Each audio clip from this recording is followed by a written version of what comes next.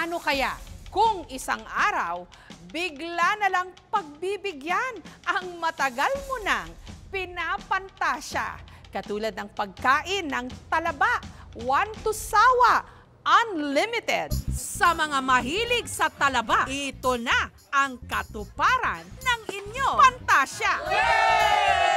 10 toneladang talaba na mapapapa ng libre. Kaya naman mahigit 10,000 tao ang sumugod sa kalsada para sa mahigit kalahating kilometrong haba ng mesa ng mga talaba.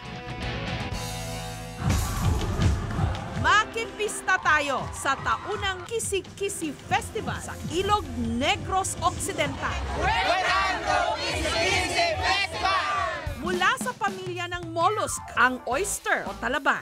Karaniwan itong nagbe-breed at kumakapit sa mga kawayan, kahoy o bakawan at ready to harvest makalipas ang 6 na buwan hanggang 1 taon. Dito sa bayan ng Ilog, mahuhulog-log-log-log ka sa sarap ng kanilang talaba.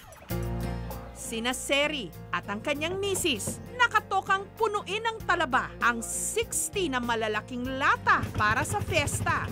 Isa kasi si Seri sa nagmamay-ari ng pinakamahaba at pinakamalawak na talaba farm sa kanilang bayan. Yung mga magulang ko po, merong talabahan na pamag-ari. Yung kaming mga lalaki, minana namin yun. Yun ang ngayon ang aming hanap buhay. Sumakay sina Seri ng bangka papunta sa kanilang talabahan. Dahil magaspang at pwede kang masugatan sa mga talaba, kailangan ng gloves. Ilang sandali pa, lumublob na sila. Gamit ang kutsilyo, tinanggal na nila ang mga talabang kumapit sa kawayan o kahoy. Ito, malalaki na ito. Pwede na itong harbisin. Ayon kay Seri, sa pagpapalaki ng talaba, kailangang lagyan o tusukan ng kahoy o kawayan ng ilog kung saan kumakapit ang mga semilya ng talaba.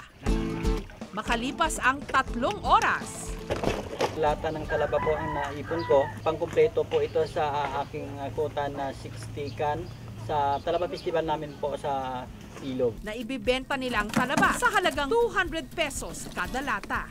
Utang daw nila rito ang pagpapaaral sa 3 nilang mga anak.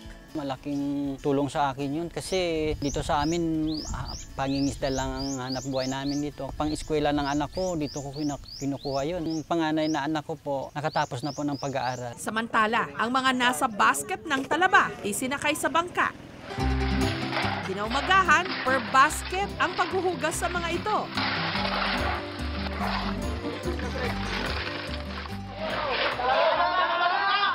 Sunod na nagpakulo ng tubig sa hilera ng mga malalaking lata. Dito na inilagay ang mga talaba sa loob ng 3 to 5 minutes. Nung luto na, isinako, dinala sa truck.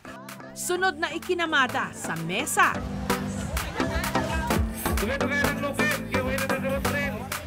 Ilang sandali lang, fiesta time. 1 to sawang talaba.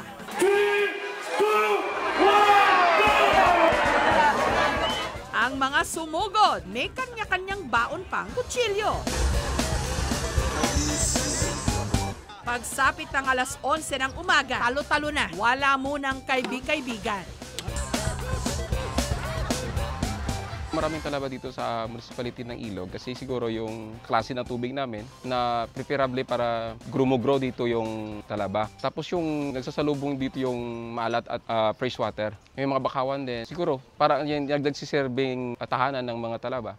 Kaya naman makalipas lang ang 1.5 oras, ang patalaba ng mga taga-Ilog, limas. I-share namin yung blessing namin kasi yung bayan namin ay mayaman sa talaba. Sinadya namin na ipatikim sa lahat ng bisita namin yung produkto naming talaba at yun yung Talaba Festival. Yung kisi-kisi, yun pong mga galaw ng aming mga yamang dagat katulad ng hipon, ng mga isda. Kapag hinuli mo ay mabilis silang tumalon, gumalaw. Kaya doon namin hinango yung aming Kisi-Kisi Festival. Sa kalapit na syudad naman ng Cadiz, ang lamang dagat na sagana sa kanilang bayan kung tawagin batitis. Uri ito ng manipis na shellfish pero mas madaling madurog ang shell ng batitis.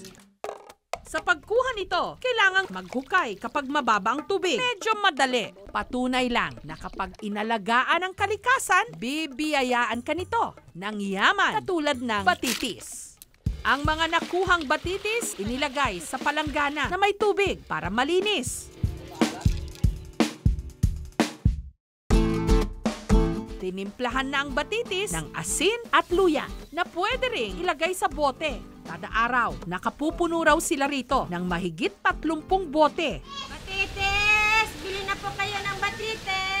Na inilala ko ni Marisa sa mga barabarangay, 50 pesos kada bote. Bili na po kayo ng batitis! Nakakaubos ako ng 13 bote sa isang araw. Dahil sa batitis, dyan nag-aaral yung mga anak namin. Dyan kami kumukuha ng pampabaon sa kanila, yung pambayad sa mga project. Ayon sa mga taga rito, masarap itong kapartner ng kanin at daing. Katulad din ng ginamos.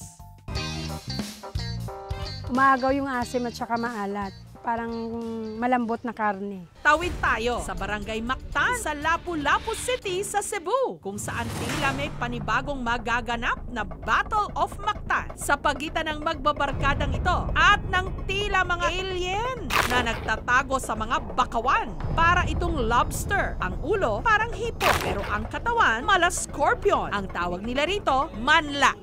Ang magbabarkadang Mark Bryan, Epiok at Titod gumagamit daw ng medyas sa mga kamay bilang proteksyon. Handa na rin ang kanilang sisidlan at ang kanilang ipapain isang babaeng manla. Matapos ang 10 minutong lakaran sa putikan, narating ni na Mark Bryan ang pugad ng mga manla. Sa mga butas na ito sa bakawan, ipinasok nila ang kanilang pain. Ilang sandali pa, lumabas ang isang manla.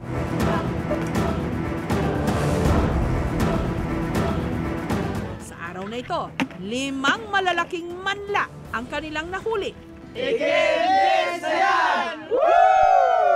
Treatment po, lalo na pag naboboard kami. Kasi yung namin, yung katuwaan talaga namin, naglalaro ng computer. Pero pag walang connection, naisipan na namin na kukuha ng manla. Ayon kay Mark Bryan, pinakamalinamnam daw na parte ng manla, ang buntot at sipit. Yung dalawang luto, masarap siya. Yung isa, hot chili sauce ala manla.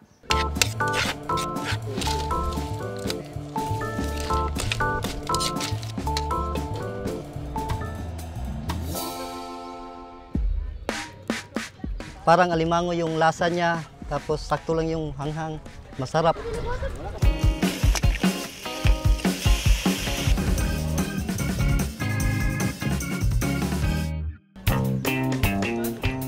Masarap, maanghang, matamis at lasang parang alimango.